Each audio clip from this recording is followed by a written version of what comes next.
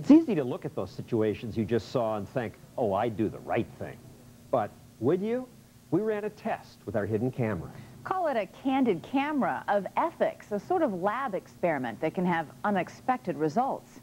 Here's John Quinones.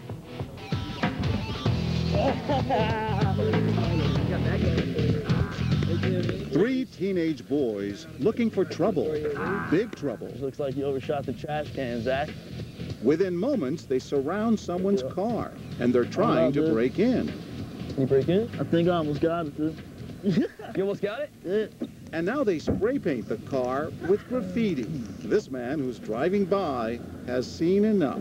Hey, is that your car? What? Is that your car? You can. You're up somebody else's car?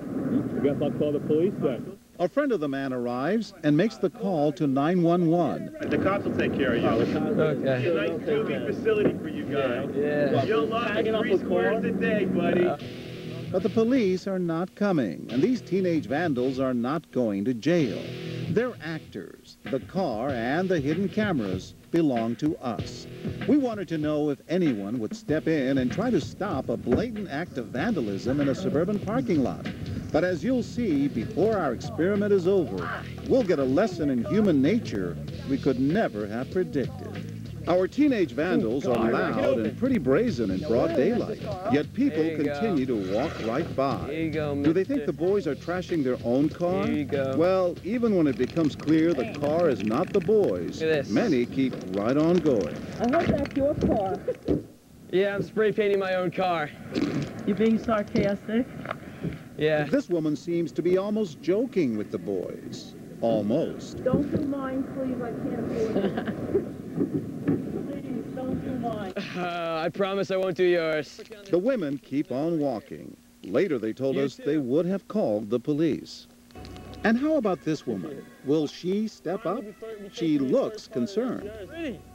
She's soon joined by another woman. They stop, speak, but keep going. She says getting involved isn't worth the aggravation. I have to say, there's times where I have been a witness to things and I've had to take off work and go to court. I was horrified, but we did keep walking. I should have done something.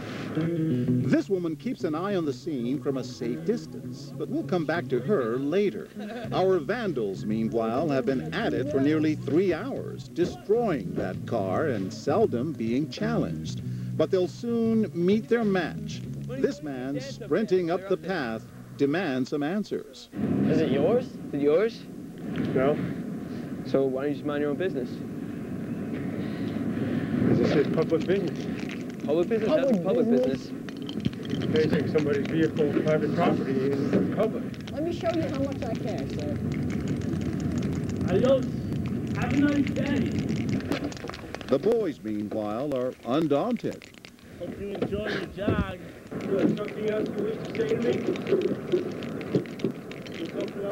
No, I'm sorry. You're the one that keeps talking as I'm walking away. You got a problem? Yeah, I do. I hate folks that talk to me behind my back. Why don't you just... I'm on my own business, but shut up. All right. Why don't you just take... Shut up. Oh, okay. Sir, hi. I'm John Quinones. We're with ABC News. When we introduce ourselves to Brian Jakes, he's still pretty steamed at the boys and at us. While he calms down, we talk to his wife, Dawn, who had walked by the boys earlier. I was keeping an eye on him. I was waiting for my husband to come back, because I wasn't going to confront 3 boys by myself. Brian has cooled off now, and he says he was just acting on a lesson his father taught him. You can't turn your blind eye or deaf ear. Somebody's in trouble. It wasn't your property. No, you're right, it wasn't. But, you know, it was somebody's. You know what? We're all in this together.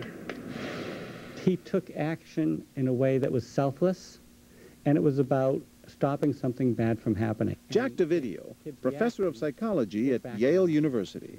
He made a difference. I don't think it was a smart thing to do, necessarily, but I think it was a good thing and the right thing to do. Dangerous? Dangerous. That's why most people will walk by. Indeed, our vandals have been at it for most of the morning, viciously destroying someone else's car. Dozens of people have walked by, yet only a handful have challenged them. But we're about to discover that if this kind of vandalism in broad daylight doesn't get much attention, something else does, something we could have never imagined. Remember, all that destruction by our vandals triggered just one 911 call. But it turns out 2 other calls were made to 911 from the same park. 911, where's the emergency? In Richwood, New Jersey. But those calls were about another car parked nearby. A couple guys in the car laying down like they look like possibly they're getting ready to rob somebody. Rob somebody? How does he know that? The caller hangs up, but a few moments later, he's back. We got 3 black kids laying in the car, and there's a lot of little kids in Florida. I'm just keeping an eye on them. In fact, the young people in the car are just sleeping. They also just happen to be black. Whether it's because of the media, because of history, we as Americans have an association of blacks with crime. Both blacks and whites have that association of blacks with crime. It doesn't make sense. You call the cops on sleeping kids and not the vandals. There's nothing rational. But if we have the associations of blacks with crime, we see what we expect.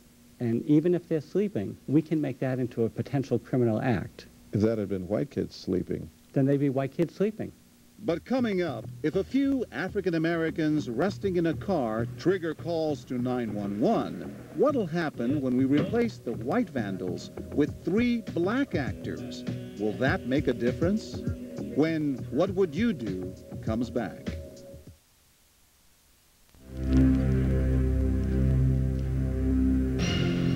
To find out how people react to a blatant act of vandalism, we sent white teenagers, actors hired by us, to trash a car in broad daylight. And then we watched as dozens of people walked right by. As it turned out, there was just 1 call to 911. But at the same time, from the same park, 911 operators got 2 other emergency calls. And to our astonishment, those calls were not about our vandals, but about the young people in this car. A couple guys in the car laying down like they look like possibly they're getting ready to rob somebody. The people in the car were African American, and they were just sleeping. We know because we invited them here. They're friends and relatives of another set of actors hired by us for the second part of our experiment. What'll happen if we change the race of those vandals? And if this group could trigger 911 calls just by dozing in their car, what'll happen when we send these black teenagers out to do some real damage? As she walks by the vandals, this woman is already on her cell phone. Yeah, I'm at the Ridgewood Vet Fund, and by the walking path, there's a group of 1, 2, 3 kids. And right on her heels, this man, cell phone in hand. 911, where's your emergency? Yeah, hi. I'm over in Ridgewood at the Shaw River Park, Ridgewood Avenue. Okay, people spray painting a car? Yep. All right, we got it ready. We'll send it off. This woman asks the boys what they're up to. Yo, no, we ain't doing nothing, man. Just having fun, man. While maintaining a safe distance, she also calls 911. There's kids that are beating up on a car. How many kids? 3 kids, black or white. They all 3 look like they're just black. Black males. Yep. Are you gonna walk away like nothing happened? The police will be here. Huh? The police are coming. All 3 were angered by the vandalism, but wary of confrontation. Teenagers are kind of unpredictable. They seemed like they weren't afraid of being caught. I wasn't going to go especially right up to them because they had tools that could be used against me, and there's 3 of them and 1 of me. The destruction continues, and it's clear that in this predominantly white suburb, our 3 African-American vandals are generating more interventions and more calls to 911 than the white vandals. Neighbors pulling out the cell phones. One lady almost tripped, calling like, they're like, and I'm like, they're here. Hey, is that your car? No? Is it yours? No, but you shouldn't be doing that. I felt outraged. How dare you come to our backyard and do something like that in the middle of the day in front of our kids? I don't care where you're from. I don't care what color you are. You're doing something illegal. And so immediately I decided to call the police. Ridgewood Police, can I help you? Yes, hi. There's actually 3 kids in the park, and they're vandalizing a car. They're actually painting the car, and they're trying to break in the door right now. My husband was right to say that, what if those kids had a gun? And at that moment, honestly, I didn't think about that. The way I am, if I see something, I do something right away. What I found fascinating is that she defined that situation as her backyard. Suddenly it becomes us against them. It was clear then that these people are outsiders, and they don't belong here, and they don't belong here doing the things that they're doing. This is not your car? No. You have to stop. Why? It's illegal. Okay. It is? Yeah, somebody's going to call the cops. This conversation lasts 4 minutes, and this woman even gives the boys her name. What's your name? Kim? Which they promptly paint on the car. Now we said that you did it. Let me see. Now we're going to call the cops on you.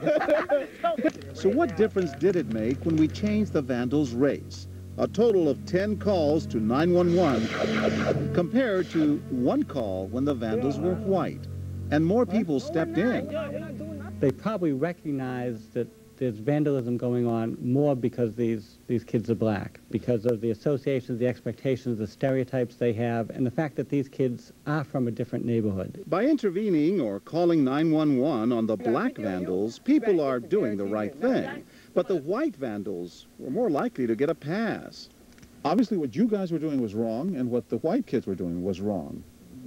But the reaction was not the same. That's not the same. You know, they say, you know, treat people equally, but, you know, as you see, you know, it's really still going on, you know. There's many different types of racism. We asked those who intervened, would you have acted any differently if the boys had been white?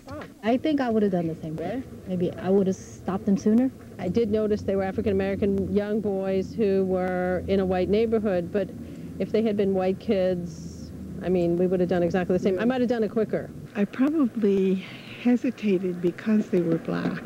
I don't like to assume that 3 black kids are up to trouble. But the response to their vandalism isn't what these young men will remember most about this experience. They'll remember that while the white actors were busy laying waste to that car, there were 2 911 calls reporting suspicious African Americans asleep in their car. The people in that car were actor Justin Chandler's family. These kids are destroying this car and trying to break in. They're not even worried about it. Meanwhile, they worried about Justin's family over sleeping in the car. Black. It was wrong. Well, I mean, here we are breaking into a car, and there they are sleeping, you know? I actually wasn't even shocked. I was just sort of offended. Tells me that there's still racism out here, and people are frightened by people color their skin. Your message to folks?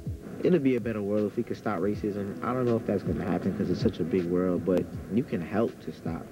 There's always someone that, maybe this will help. Yeah, this will help. Maybe this could help. It'll take a real long time. But maybe this will make a difference. Hopefully, yeah. Hopefully. Good guys.